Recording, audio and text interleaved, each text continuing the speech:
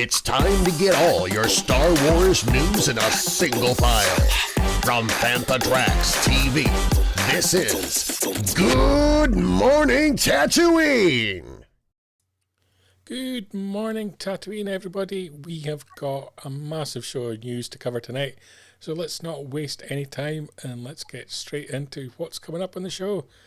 Coming up first, we'll get the latest updates from Star Wars Celebration. It's almost here, just a few weeks away. We'll be finding out where Fantha is doing at the show. We'll be looking at the Hyperspace Stories 2023 annual featuring Jaxxon from Dark Horse Comics, which will be appearing at Celebration in an exclusive cover. We'll get the latest from Cantina 2 as they announce more guests. And Boonta Eve 4 have also announced their second round of guests as well. Mando Mania, we're at week number 3. We'll have all the products from that. We also going to have a little look at the Mandalorian Grogu, the child concept maquette from Regal Robot. Sideshow Collectibles also have a Mandalorian figure on offer with a CAS Vizsla 6-scale collectible. We'll check that out. It's all about Obi-Wan Kenobi this week in the awards categories. Skywalker Sign winning Outstanding Sign Mixing at the CAS Awards. We'll be talking about that. Sad news as Willow ends after its debut season on Disney+. But we can look forward to the Lucas Museum arriving in 2025. We'll be debating what we might see there. And we will wrap up the show with the Mandalorian Season 3, Episode 3 review. And joining me to discuss that and much, much more from FanthaTracks.com, Carl Bayliss. Evening, Carl. Hello. Hey, how's it going?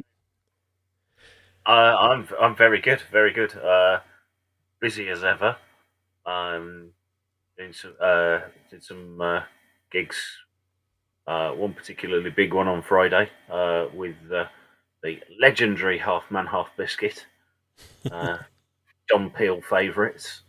So that was a really good night. But yes. And there's Mr. Adam O'Brien there. Yeah, G'day, indeed. All set for Celebration? No, but then I never am. Yeah. I should be all set probably about a day after it starts. Yep. Desert Planet Discs are going to be on the I forget what they're going to call it now. I keep calling it the community stage, but it's changed its name. I think it's the Galactic Senate stage. Galactic Senate stage, that's the one. You'll be there. Apparently, yes. So I'm hoping that means that we all get little floaty pods. Like hovering about and sort of like zoom people in and out as they want to ask I'll questions. dress up as ET and just point my finger at you in the distance. Yeah. So Desert Planet Discs will be there. And if you want to catch up on Desert Planet Discs, there's plenty of episodes up on Fantha Tracks Radio. Just find your podcast of choice, type in Fantha Tracks Radio, you'll find it there.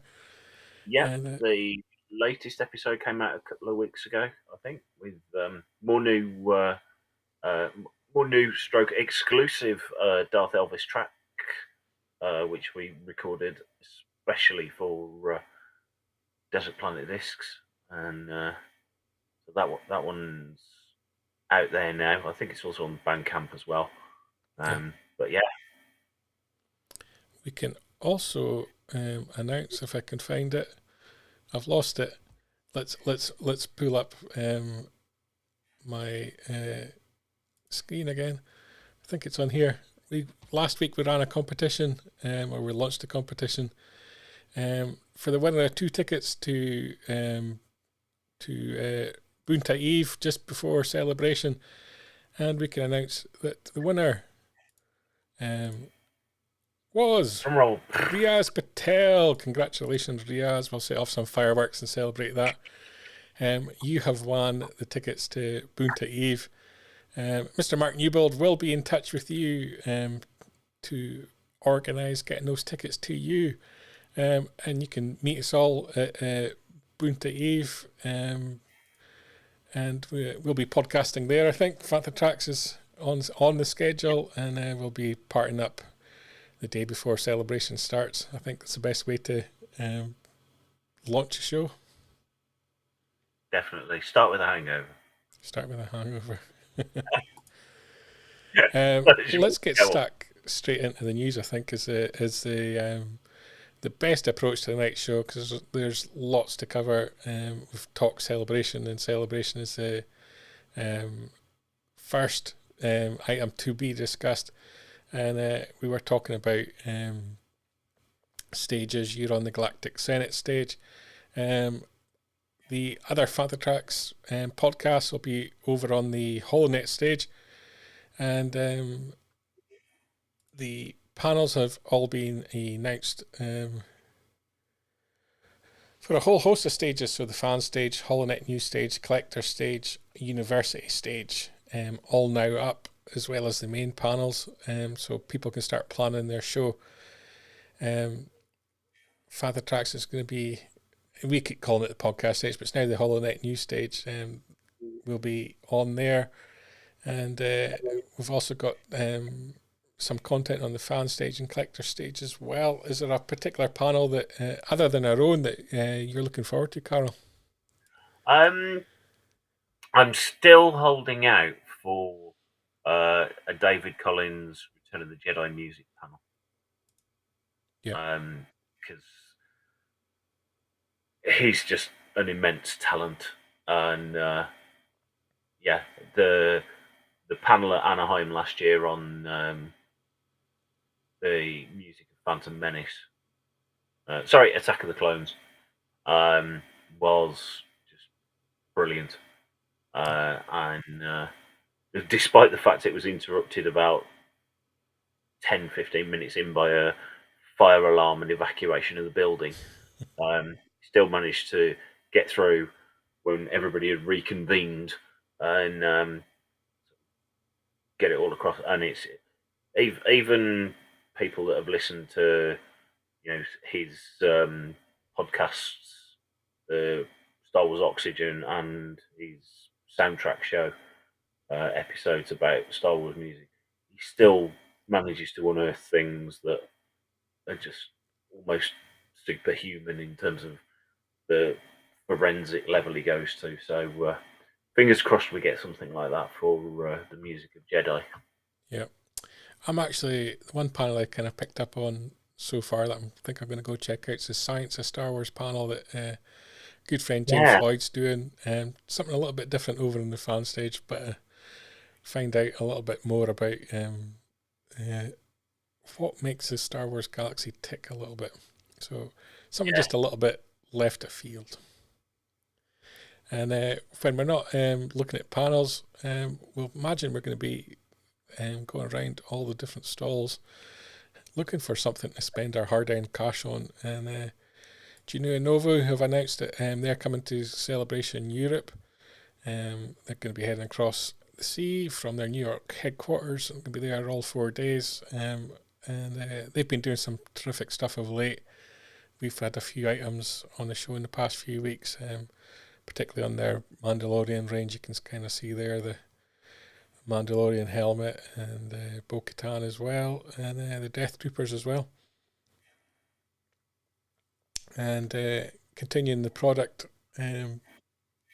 coming to Celebration, Loungefly announced their mini backpack and wallet featuring the Armourer, and they had a pretty cool little video with Emily Swallow up on their social media, which was a lot of fun. And I'm really loving the Armourer character in The Mandalorian. I think we'll probably get into that a little bit later, but a really fascinating character, and I want to know more about it. Yeah, and I mean these sort of mini backpacks seem to. At first, I didn't really sort of pick up on them, but then having been over in the US last year, especially at Disney parks, they're all the rage, and this is just a piece of genius. It's very clever. Really nicely executed. Yeah. So fair play to them. Also buying up shelves. Yeah, also coming to Celebration, Funko have their exclusives, and they're going to have a 2-pack of the droids, R5D4 and R2D2, Again, R5D4 very much back in fashion with his reappearances in The Mandalorian, and the Jar Jar Binks, who's become more popular than he ever has been in his history, and in the last couple of years, I would say. And as people reminisce about the prequels a little bit and forget how much we really hated them back in the day. Yeah, if those are the only Funko exclusives, I do kind of think they missed a bit of a trick doing something to tie in with the Jedi 40th. Yeah. It would have been quite nice to see something along those lines, because I mean the R2D2 they've done several times. Not sure whether they've done an R5 before. Sorry, R5D4, not R5B4. But yeah, I just thought maybe like a Return of the Jedi double pack or something like that. Yeah, they seem to really be sidestepping a lot of the 40th anniversary of the Jedi. Even in Artist Alley, there wasn't a lot of art, and it's a strange one. Yeah. And continuing the theme of collectibles from Celebration, something you can get just by attending some of the panels on the collecting truck is the coins. I believe there's going to be 12 to possibly more, in fact, going by the space there, but it has been 12 in previous shows, I think. But they've revealed 11 of the coins so far. There's kind of gaps for another 5 maybe, so maybe they're going to be as many as 16. But are they just not front and back? So it is. So it is going to be 12. Yeah. I was right in the first time. Yeah, there you go. I was right the first time. There's one more to be revealed. Hopefully we'll reveal it next week. Yeah, these lovely coins that you get just for attending one of the collecting track panels. And if you manage to collect all 12, well done to you, I think. Yeah, and you can thank me and Greg for the fact they've reverted to coins, because we were waxing. Oh, Mark says 20. 20 coins. Oh, there. He's misleading me with his graphic. But yeah, me and Greg were talking about how much the Star Tots were brilliant, and perhaps the Star Tots were going to be all Return of the Jedi themes. And lo and behold, about 2 days later, they announced that they were going to do coins instead this year. Okay. always the way with our show. Yeah. And the other thing you can do at Celebration is come and meet us. Fantha Tracks, very happy to be part of the cosplaying group's area, teaming up with the Rebel Legion, Mando Merc, Saber Guild, Galactic Academy, and the Dark Emperor in the Galactic Senate booth. And just next door to us will be the 501st Legion and Jedi News as well. So very proud to be part of the fan groups. We'll have our own little zone, so if you spot some of the costumers in big numbers, you'll find us right next door. We'll have our little booth there. You can come and say hello, and we'll be producing content throughout the show as well, video and audio, and social media content as well. So do keep your eyes on at Fantha Tracks on social media, and on our website, of course, fanthatracks.com. And that's a good plug. But we'll go one step further. We'll have a look at all the different panels that we're doing as well. And don't forget, on the Thursday, you can join us at Boonta Eve 4 and over at Canary Wharf Breakfast Club. Saturday evening, we'll be on the sail barge to Celebration, going down the River Thames. Tickets for that, I think, now sold out, or sold out very quickly, in fact. Still tickets available for Cantina. Fantha Tracks will be hosting the after party at the Indigo and the O2 on the Sunday. I mentioned the booth, so let's talk about some of the panels that some of our team are going to be on. Starting with Sander and Mark, who are going to be on the Star Wars tourism, visiting the galaxies far, far away on Earth. And so if you've ever thought about traveling to some of the shooting locations for Star Wars, this is the panel for you. They'll talk you through places that they've been, and Galaxy Far, Far Away Journeys as well. Are fantastic experts, great Facebook group and guides for visiting some of these sites as well, and they organise tours and so on. And all the guys have been at various locations around the UK, around Europe, around the world. Mr. Newbold went with me to Hoth in Norway as well, and that was an experience and a half. So that's the first panel, and later on the Friday, our own Mark Mulcaster will be part of the well-dressed collectors collecting through costuming and cosplay. Probably the first time Mark's been referred to as well-dressed, I think. Well-dressed, definitely. You want to get a little bit of understanding of what goes into the costuming groups and what they do. That's the panel for you. And great guys to speak to if that's something that you're interested in getting involved in. Very accurate title for this one. Best of British eccentric vintage collectibles from Blighty. Andy Preston, Richard Hutchison, part of that. They're going to be giving you a guide into some of the weird and wonderful things that Star Wars collectors have collected in Britain. All the weird and wonderful stuff that you can get in Britain, you can't get anywhere else. And it's a good place to start if you're travelling abroad and you want to find something weird and wonderful from Britain. They'll give you some ideas, and then maybe you can hit some of the swap meets after the show. See what you can hunt down, something weird and wonderful. Our own Matt Booker as well will be on the Saturday evening. He'll be part of the Bounty Hunters, Smugglers and Gangsters, the Scum and Villainy Through the Years panel. Matt, obviously a huge Boba Fett fan, so he's the perfect person to talk to you about bounty hunters. And also on the Sunday, Making Tracks Live. Sorry. Also on the Sunday, Start Your Engines. I'm one step ahead. Paul Naylor and Mark Newbold bringing their Start Their Engines podcast to the HoloNet news stage. And then the aforementioned Making Tracks Live with Mr. Newbold and Mr. Mulcaster. And let's not forget Planet Leia as well, with Claire Henry and Johanna, and also on the HoloNet news stage. So a whole host of things. We've already spoken about Desert Planet Discs on the Galactic Senate stage as well. And we can also tell you, what can I tell you? If I can find it, I was going to... and I've lost it. No, I haven't. Here we go.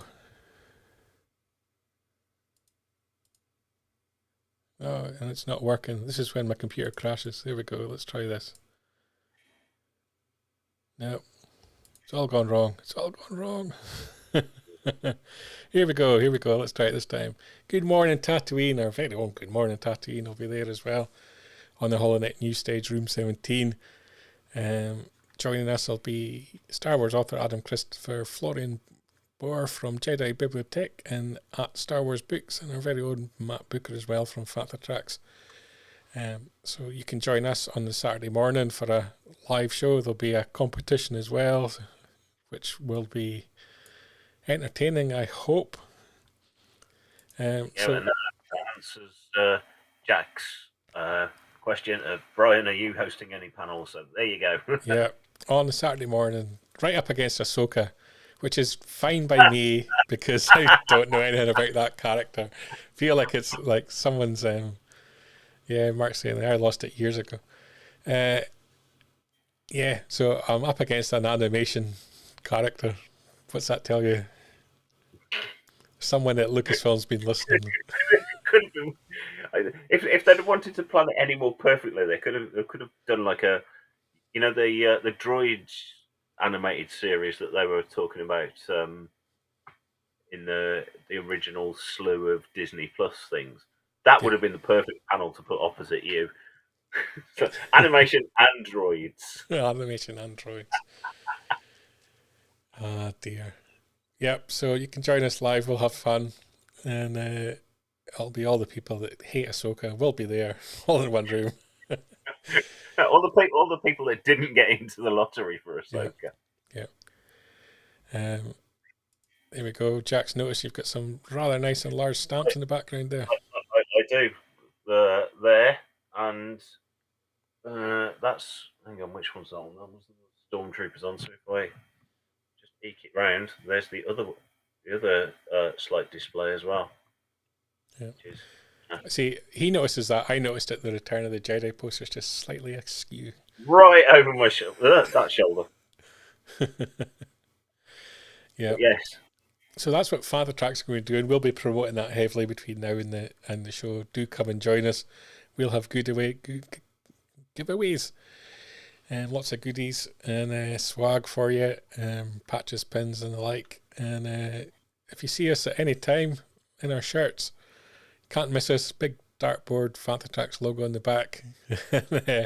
Do say hello, and we always love to hear from people that are watching, listening, or reading our content. It helps us know what works and what doesn't, and make sure that we're delivering the best that we can for you.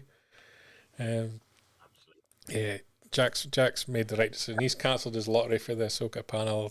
He's going to come to the Good Morning Tatooine live. There you go. It's a wise choice. Yeah, we don't need to worry about these animated characters. They're just trying to legitimize them by making them live action. Doesn't work. Although, talking of characters that could exist animated, why is there not a Jaxxon cartoon? Yeah. Everyone remembers watching Bucky O'Hare. You could do the same with the green rabbit that is Jaxxon. And announce it at Celebration because it's Easter. Yeah. Star Wars Easter Bunny. Yeah. So Forbidden Planet are going to have a cover for Hyperspace Stories 2023 annual featuring Jaxxon, written by the UK's very own Cavan Scott, with art by the UK's very own Nick Brokenshire. Yes. And so you could pick that up in the Forbidden Planet booth, and but it's actually already being shipped out if you're in America from Dark Horse Direct. And I believe some people actually have the copies in their hand already, so that's definitely a comic worth picking up. There you go. I said, why is there not an animation? Mr. Newbuild replies, there is. Bucky O'Hare. Let's see. Yeah. Next up on the news front, Cantina 2 is coming at us on Sunday, April the 9th, just before Easter Monday. Tickets still available, and they've added yet another signing guest, Mark Denton, the puppeteer for Babu Freak. I'm sure you can do the voice.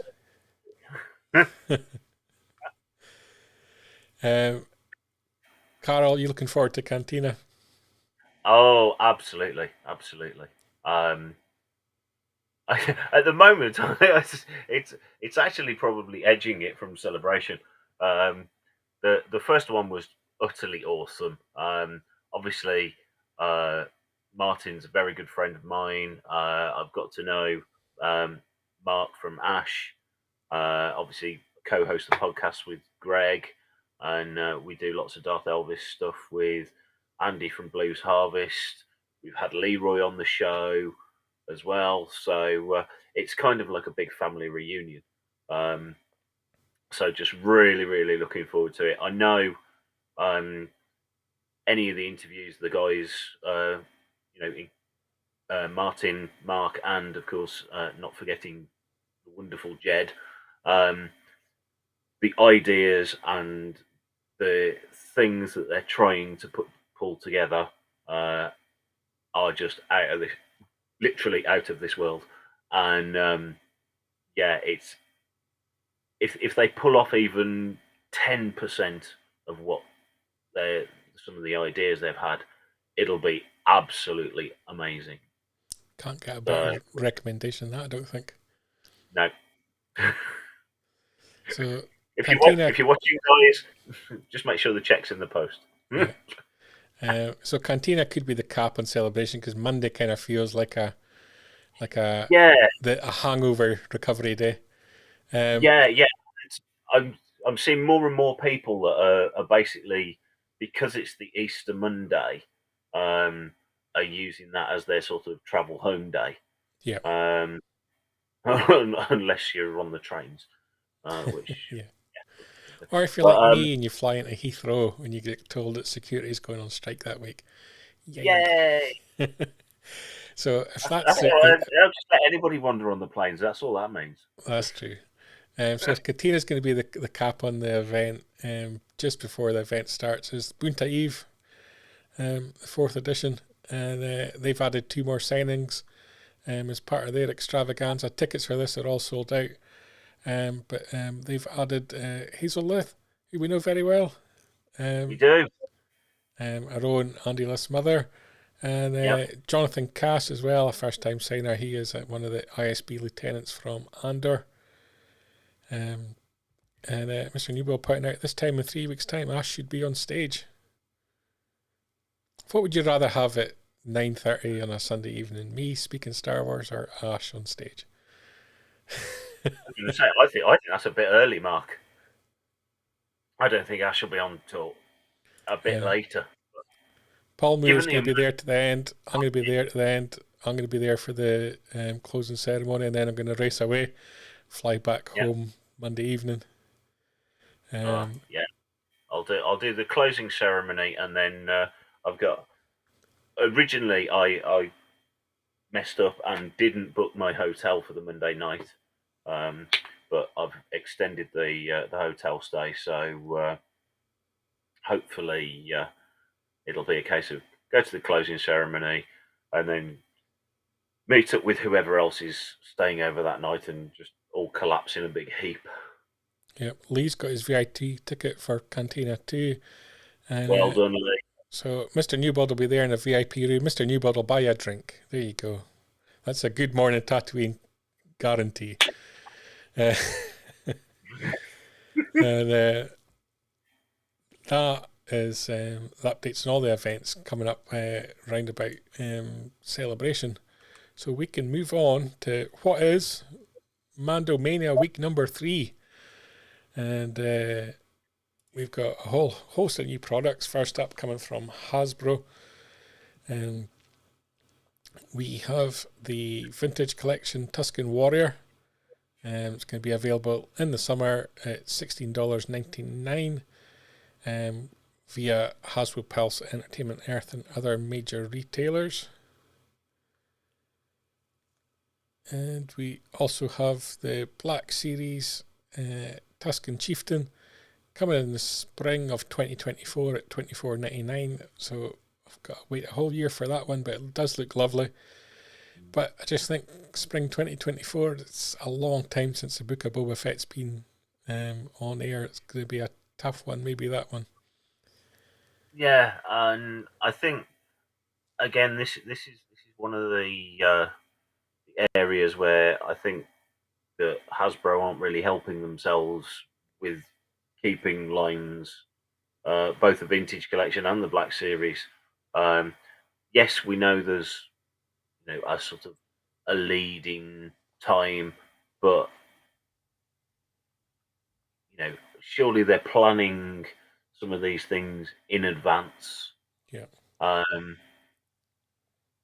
Yes, you can never legislate for certain figures being more popular than others, but again, at the moment we've got no announcements on anything else from Andor.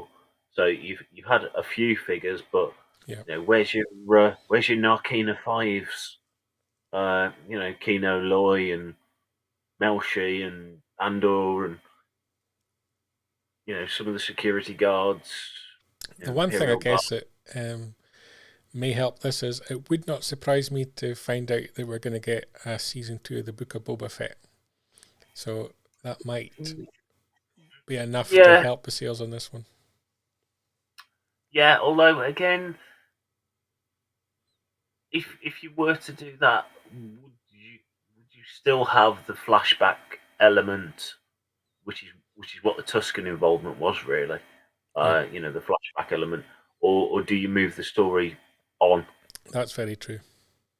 So, Also coming from Hasbro, their lightsaber forged Luke Skywalker green lightsaber. And last but not least, which is kind of cool, I think, is the Star Wars Mission Fleet Protect the Bounty pack. It's going to be coming this summer at $34.99. I actually think a lot of the stuff they're doing in the Mission Fleet stuff's kind of cute and a lot better than their sort of vintage line. Yeah, fellow Fantha, Mr. Naylor, his son is a big fan of the Galactic Heroes, and this is sort of development from that range. But I do like these, although how popular or successful they've been is debatable, because you're already seeing, even with what you would have thought would have been some of the more popular things. I know the Razor Crest with Mando and Grogu is on heavy discount in stores like Home Bargains, and there was some of the range was appearing in game alongside all the Black Series stuff that they picked up on heavy discount as well. So yeah, it's a shame, because these are, for me, where you should be sort of pitching your kids' toy ranges. I mean, what are you getting there? 5.5 figures, if you can count Grogu as a half, for sort of 30 quid, which is a bit more reasonable for a child's toy, rather than your collectible ranges, your vintage collection and your Black Series. Anakin's making a comment there that the Book of Boba Fett's his biggest wish, but he's given up hope. I'm going to tell you why I believe it's going to happen. I believe it's going to happen because they've already got so much of the set pieces already in place, whether it's his ship, whether it's Jabba's palace and so on. It wouldn't surprise me that they've already got scripts in place. And with the writer's strike anticipated to start from May, talks on a new deal start tomorrow, and they don't expect it to go well, and the previous writer's strike ran for 100+ days. The only way for TV companies to keep creating content is to get something that they've got on the shelf out there that doesn't need writers, and hope that the other elements of production will happily accept working on it, because it's already written and it's already there, and it's something they can put into production very quickly, I think, and fill the gap before possibly season 4 of The Mandalorian, which could be affected, although Jon Favreau has said that he's already got scripts in place, and I'm pretty confident that the reason he said that was all to do with this anticipated writing strike, and so let's wait and see.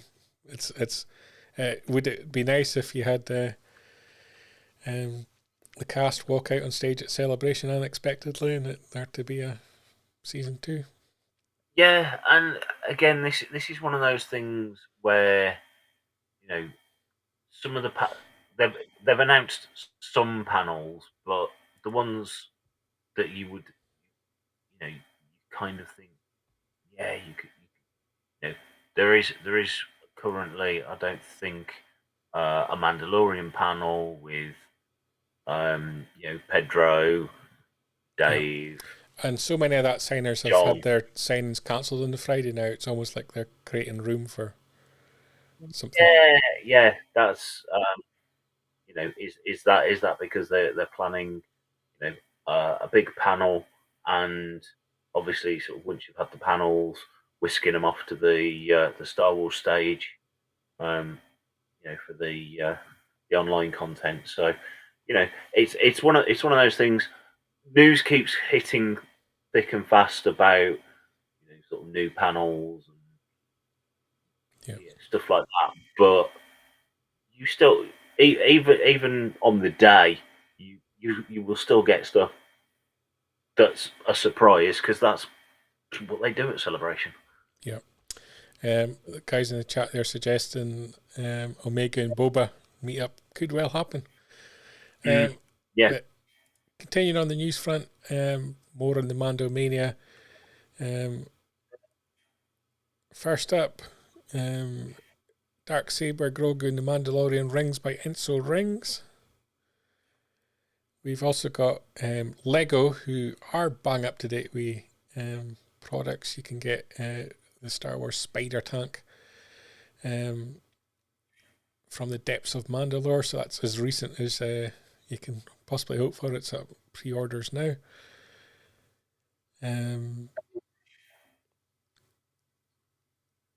Pop Out Grogu and Pop Out Mandalorian by Pop Sockets. And my personal favourite of the week, Mandalorian socks. Hey. If you've got a little bit more money to burn and you're loving the Mandalorian, $549 will pick you up the Grogu concept maquette from Regal Robot, which looks quite stunning. Part of their iCarve collection. And continuing the Mandalorian theme, Sideshow Collectibles with their CAS Vizsla, or Fat Mando as I like to call him, 6-scale collectible figure as well. I've just got this funny feeling he's going to become a big part of the storyline this season. Yeah. But yeah, an interesting. That's why Jon Favreau is so confident about Mando season 4, because he's basically written his own part. Yeah. Next up, what we got on the news front? An award for Obi-Wan Kenobi. It feels so long since Obi-Wan was on the air, and yet it's not so long either. But congratulations go out to Skywalker Sign, Bonnie Wild, Danielle Dupre, Scott R. Lewis, alongside Julian Howarth, Jock Kane, and Jason Butler. So they picked up the CAS Award for Outstanding Sound Mixing on Obi-Wan Kenobi this past week. And what's your thoughts on Obi-Wan Kenobi? You know, some time has now passed. Oh, still, in fact, I rewatched it a few weeks ago because I really enjoyed it. I know there's been sort of attempts at re-editing it to make it a bit more snappy and punchy, but the thing with episodic TV is, you know, you're going to get these occasional, not filler episodes, or but these lulls in the story where it's, sort of allowing it to breathe a bit to make the higher action elements a bit more impactful, and that's episodic TV for you. That's what you get when it's stretched over 6-7 hours as opposed to being a 2.5 hour movie. But it's brilliant. The storyline, I know people again have picked holes in, well, how does Leia not remember that Obi-Wan Kenobi was who helped her when she was 10, sort of 8 or 9 years later. But again, it's like, yeah, does she not remember him, or is it supposed to be a bit of deliberate, if this falls into the wrong hands, I'm not going to give away X, Y, Z. Yeah. About who I am and who he is, sort of thing. So, yeah, I really, really enjoyed it. I've enjoyed all of the Disney Plus shows so far. And it's another show that I wouldn't surprise me if at Celebration announced a season 2. Absolutely. And again, this is one that Greg and I have debated. Is absolutely love to see a second series, provided it's been done, or it is done with a good story. Yeah. Not just for the sake of it kind of feels like it's one that could announce a second season, but tell us, it's not going to be till 2025. It's Yeah. on the long road out, or even a movie. Yeah. Who wouldn't say Well, no to a Kenobi movie? Yeah. So one show Paul that's saying, one show that's definitely not coming back for a season 2 is Willow, which we heard this week is being shelved after the first season. Possibly not a huge surprise, whilst it was very well received by the critics. It seemed to struggle to find an audience. And on Twitter, showrunner John Kasdan went into very long detail on the situation with it, and essentially surmising it is that last week they took the decision not to take up people's contracts for a second season and to release them to go and do other shows. They're not saying they're not going to go back and do a second season, but they're not going to be doing a second season at this point in time. Still hopeful that it'll be looked at again further down the line, and I guess the general idea is it's something that's been caught up in what Bob Iger's been talking about a lot, and that's cutting back the budget a little bit on Disney Plus and getting it to a profitable state. Mr. Newbold there saying that Kasdan spoke really well. It is actually really worthwhile going and reading his thread on Twitter. It's a very well-connected kind of comment to the fan base, I think. Well, yeah, and it's for me, not only does he speak, obviously he's a writer, he's going to write eloquently about whatever he's writing about, but it's almost a bit of a sort of kickback to the constant clickbait articles of oh yeah, it's been Willow season 2 has been canned and blah, blah, blah. And it's like, no, there's more that goes on behind the scenes on these sort of shows and within this industry than yes, it's been greenlit and it's going ahead, or no, it's been completely shelved. Yep. It's there is a grey area in between the two of yeah, we're going to do it, but you've got to realise that you can't keep actors, especially you look at some of the younger talent that's involved in something like Willow, Erin Kellerman, Ellie Bamba, Ruby Cruz, that they will have generated more interest in them as actors by being in that series. Yeah. So, if you're going to sort of keep them effectively locked into a contract, they're having to turn down other work, which again, if they go away and do something that's a big success, they come back and do Willow season 2 and they bring some of that audience with them. Yeah, it's a very good point. So it's, it is, I think, the internet age, and, we see it all the time with Star Wars. It's either,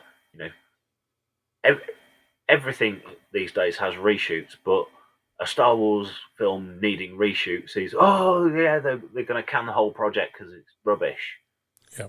And it's not as black and white as that. There is this, this always goes on, yeah. But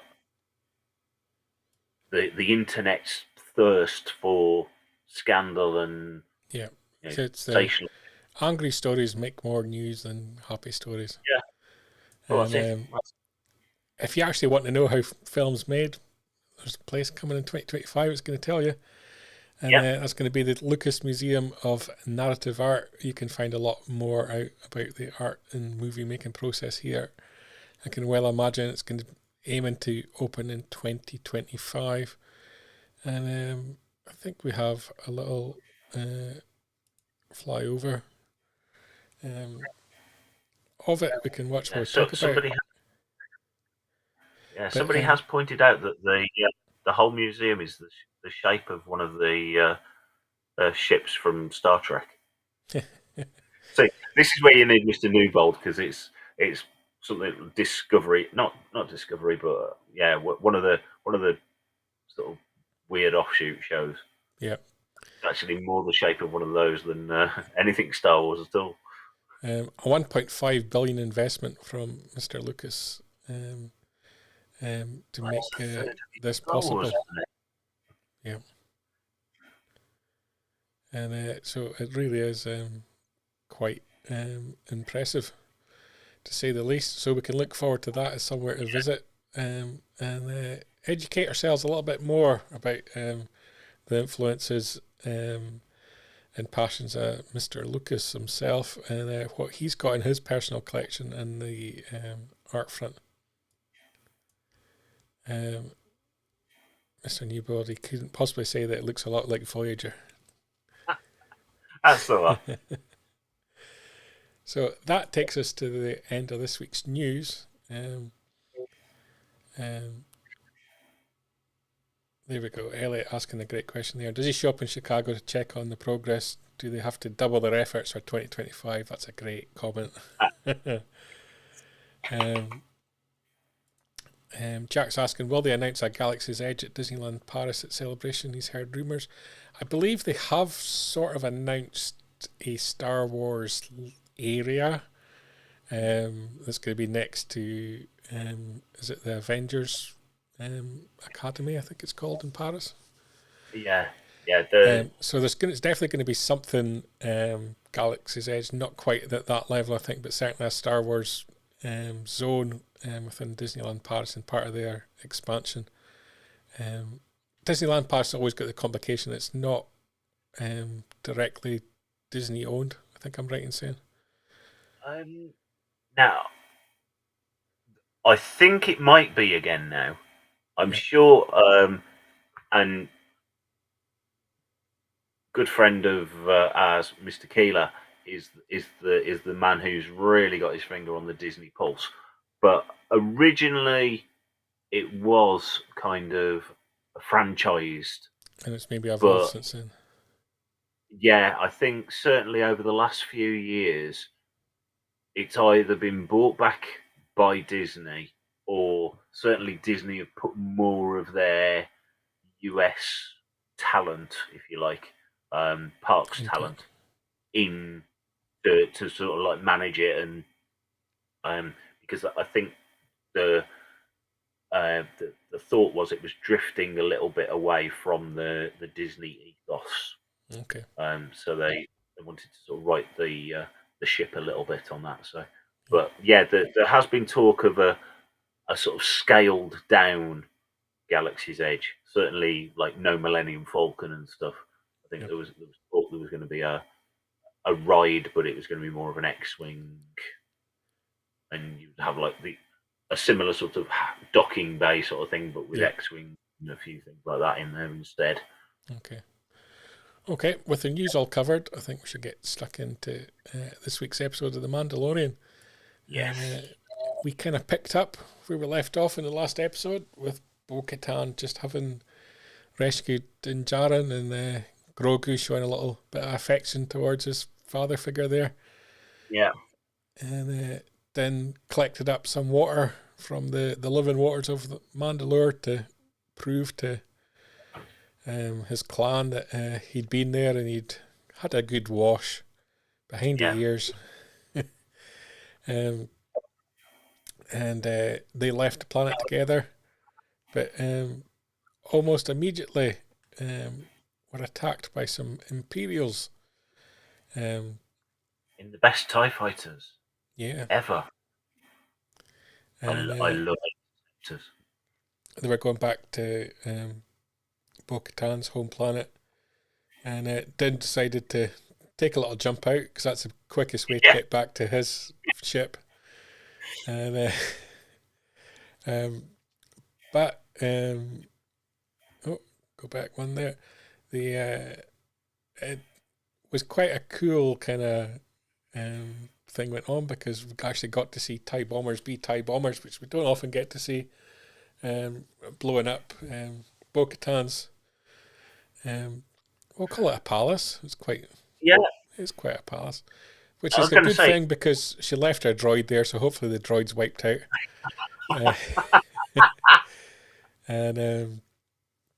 Bo-Katan and Mando obviously got into a bit of a skirmish with the Imperials there. We don't really know much about who these Imperials are, but let's assume they're going to be Moff Gideon's Imperial branch. And at that point, Bo-Katan and Mando, they kind of disappeared off into hyperspace. At that point, we didn't know where they were going. And the story took a left turn, I think, would be the way to describe it. And we headed to this planet, Coruscant. And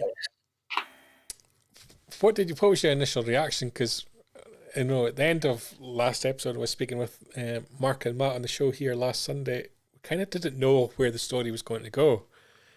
And, this was kind of a left turn, but not an unpleasant left turn. Yeah, because it was kind of a friend of mine who I know from the sort of music scene was like, well, what are they going to do now? Because like I thought the whole purpose of this series or the whole sort of storyline was Mando needs to go and have a bath. Yeah, and like okay, yeah, and they sort of done that. So what are the other 6 episodes are going to be about now? And it's like, very good question. And to see them sort of cut back to Coruscant, and as we see there, the wonderful Dr. Pershing from it was. I don't think he was in the second series, was he? Or he was right there at the start in the very first season. He was right at the start of the first season. Yeah. I think certainly one of the bases got to. Watching him was one Elia Kane as well, who we also know from Moff Gideon,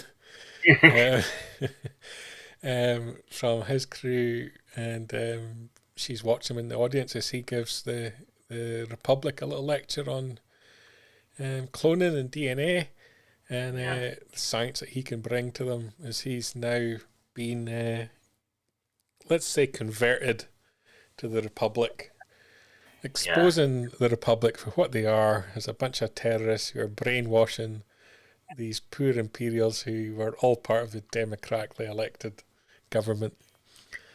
This episode just justified all the points I've been making for years about how evil these so-called rebels are.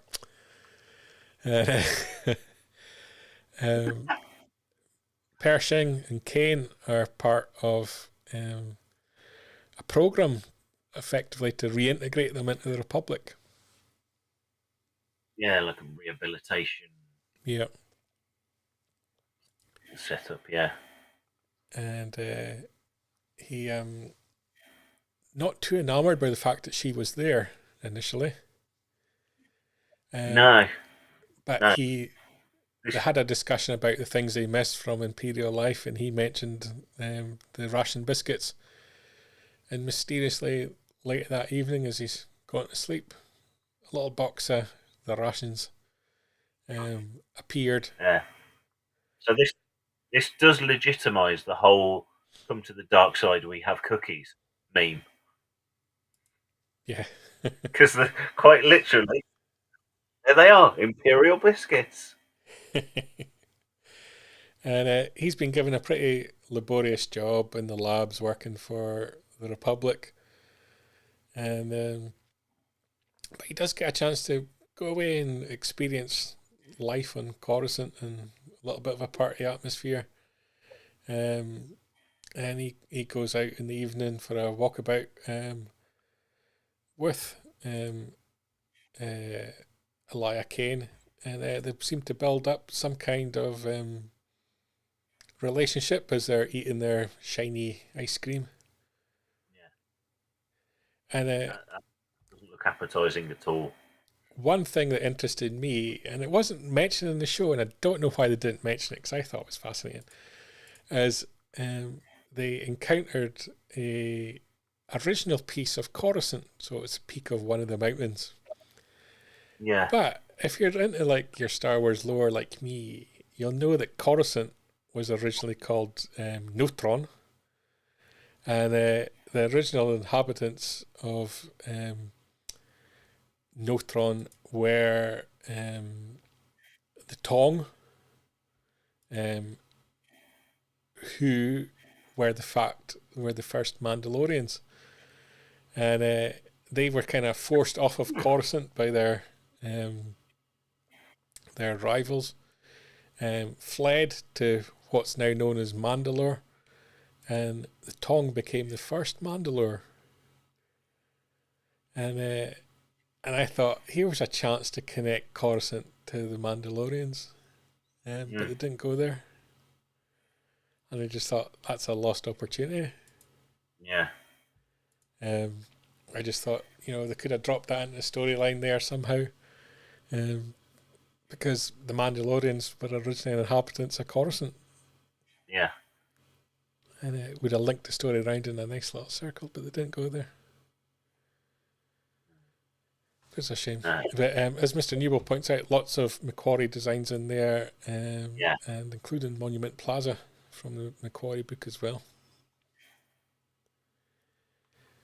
And this whole sort of bit, I know, again, like most things in Star Wars, there's some sort of a bit of resistance to it, and but you really kind of got. I think Mark said a little bit earlier. You're kind of trying to work out who's playing who at this point. Yeah, is he trying to eke stuff out of her, or is she trying to eke stuff out of him? Interestingly, I thought that these Imperials that were being brainwashed to support these terrorist organisation that we call the Republic didn't get much opportunity to interact with human members of the Republic. That much of their encounter with via droids. For example, in this scene where he's got to answer a whole load of questions as to how he's settling in and what his thoughts are, almost like a psychological test. Yeah, and the other thing that sort of struck me about that was it was literally the droid asking him like 3 or 4 questions. It's a bit like being taken into the police station and go, right, have you been doing anything illegal? No. Right, okay, off you go then. It's like, what? kind of my take on it was, are they using droids because there's a little bit of shame and embarrassment in the Republic as to this whole program? Is it particularly well thought of within a lot of members of the Republic, or is this kind of like one of the Operation Paperclip? I think that's what it was called in the Nazi era when they took Nazi scientists back to America. And is there a bit of shame that they're linking up with these Imperials and reintegrating them into society? Does the Republic not like the way they're going about it, the brainwashing techniques, that they don't want to be associated with it, and that's why they're sort of distancing themselves using the robots? I just thought it was interesting. And the whole fact that he didn't seem to have human contact kind of made it more that who was the one person he could turn to and have a conversation with, and that was Elia Kane. And I guess as the story goes on, is he being manipulated? Or is it purely they have got this thing in common, and that is this human relationship that he didn't seem to be able to generate with any of the Republic? Because at the very start of the episode, as he came out of his presentation, it was almost like a very fake, rich element of the Republic that were interacting with him. That there wasn't like a closeness or a friendship bond being created there. Yeah, and the other thing, as this sort of whole relationship between the two of them progressed through the episode, I was, and I still am, in fact, torn between is um is is Kane threatened by his presence? Therefore, wants to try and drop him in it, or is she some sort of undercover double agent sort of thing? Even from the point of view when you first see her going to the presentation and she's putting the badge on, is she actually even part of the whole program? Although, as you find out later in the episode, they sort of go, "Oh, you're a valued member of this program" and whatever else.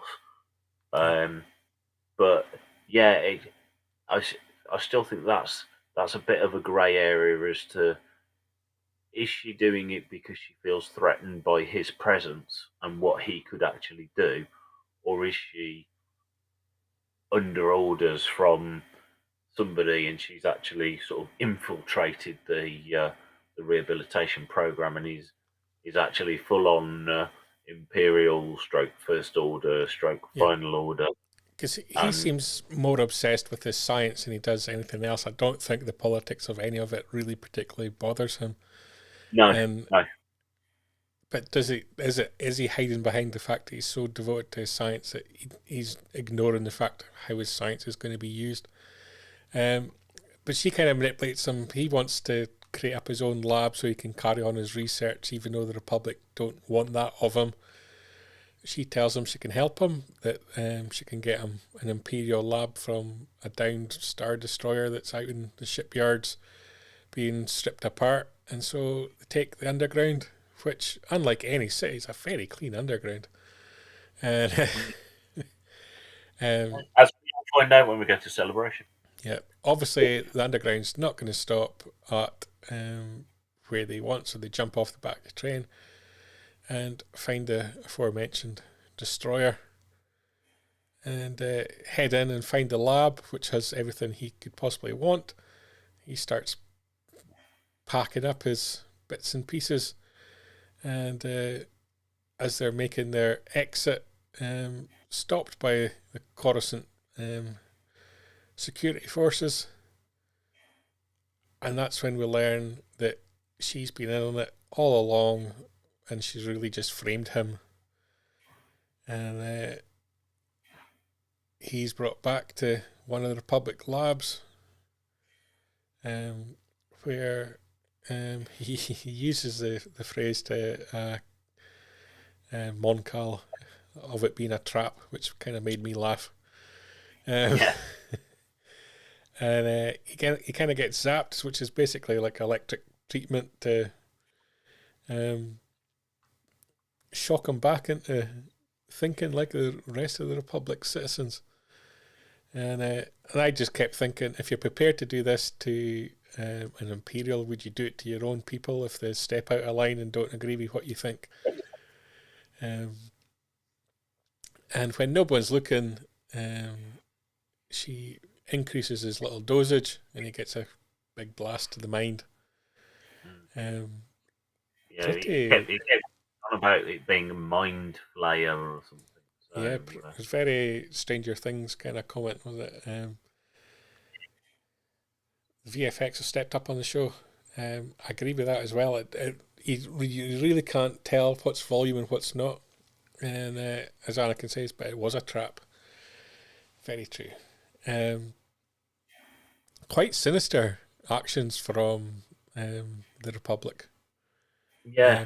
Not painting them in a very good light. And especially when you consider where the story really goes, because effectively you get to a point where the Imperials have their own little sector of space and the Republic has theirs. And there is some kind of diplomatic connection between the two. And that's certainly the situation by the time we get to the sequel trilogy. So in this, you're not really giving people the choice. You're basically telling them that their thinking's wrong and I'm going to electrocute your brain until you think like I do.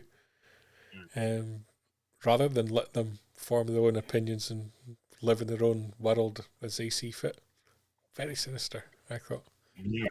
Quite dark.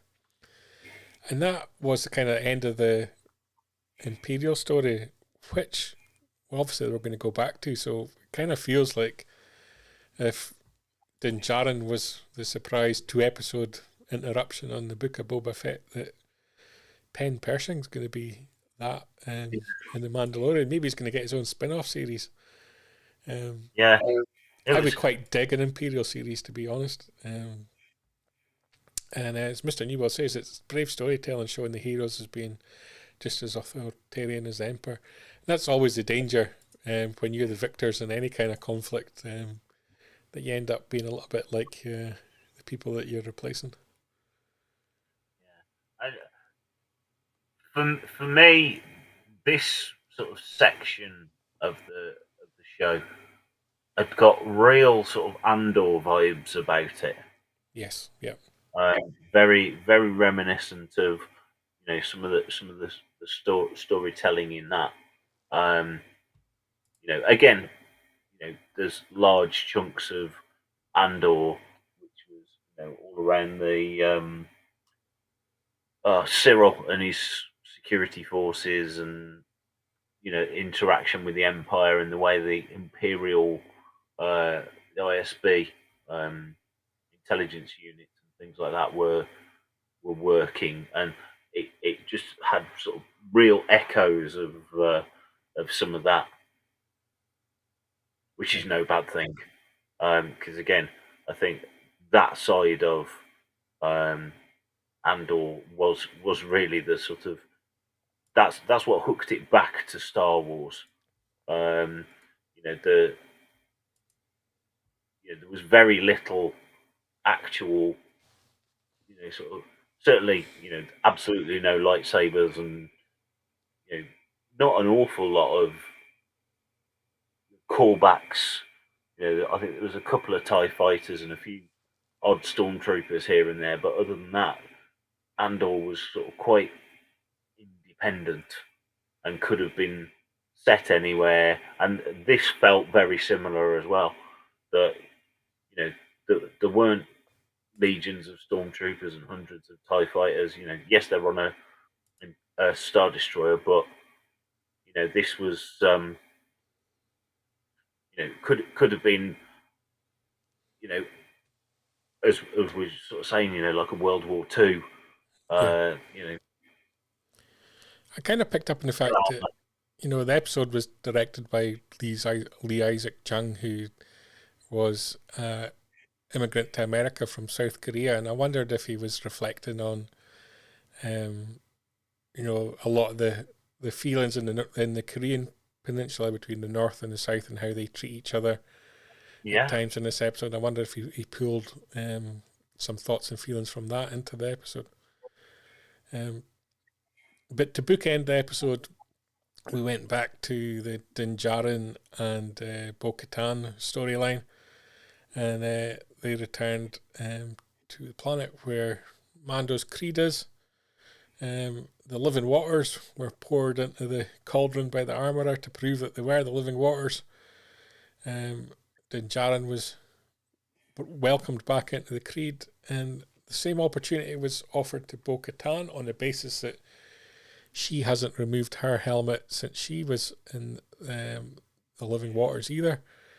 And she kind of accepts, which is a bit of a surprise. But we're in kind of an interesting situation now with Bo-Katan, because I believe she still has the Darksaber. She's aware of the mythosaur in the water. She knows that they can go back to Mandalore. She could really manipulate this situation to have a real army behind her. This whole creed could in fact become her creed, because she'd lost hers. We kind of learned at the start of the series, after she lost the Darksaber. Could you start reuniting the Mandalorians into one much larger group? Could we see them return to Mandalore, try and re-establish their population there as well?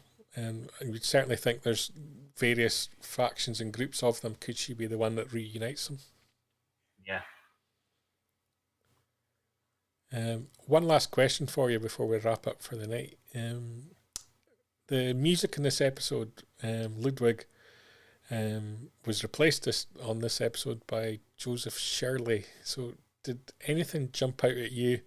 Obviously, you do Desert Planet Disc, which is music-centric show on Father Tax Radio. Was there any of the music that particularly jumped out at you on this episode, or anything you want to go back and listen to again? I was particularly taken by the music around Coruscant, very different from what we've had in this series before. And I wonder how much of that was a conscious decision deliberately to take the music away. You know, if a lot of people have likened the sort of Mando and Grogu story to sort of Western, you know, and you've got that kind of very earthy, very, you know, sort of almost Ennio Morricone style, you know, Good, the Bad, and the Ugly type themes for their bit of the show, if you like. So I think the jump to a different style, and obviously a different composer, I think that's, you know, almost a deliberate delineation of Mando music is the Mando music, and this again, you know, sets a different mood, and deliberately sets a different mood with a different style of music. But with all of the Disney Plus shows, I think Greg and I talked about it in our end of year episode on Desert Planet Discs. Two of my biggest played collections of music last year on Spotify were the Obi-Wan themes and the Andor music.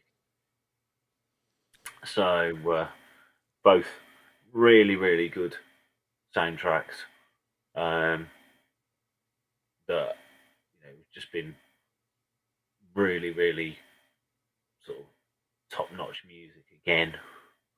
But, you know, different composers, and long may that continue that they use, you know, different people to try and bring in different styles.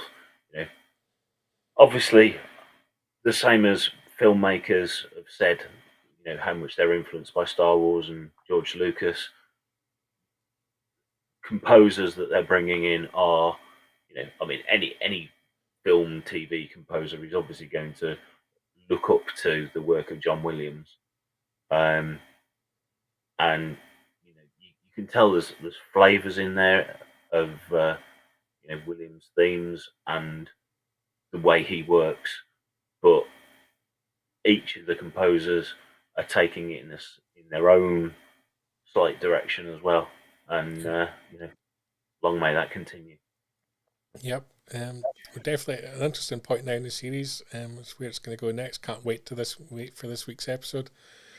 Still not sure what to expect, but I'm hoping we get some interaction. I think Jack mentioned that as well. Sorry, Anakin Crespin mentioned that. I want to see the Armourer and Bo-Katan sit down and have an actual conversation. Could get interesting.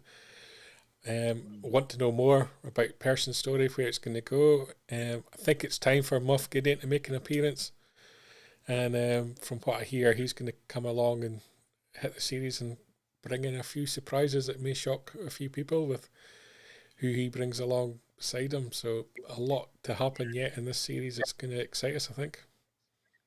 Yeah, because they keep referencing that, like, oh yeah, he was captured, but yeah, it's all gone a bit quiet.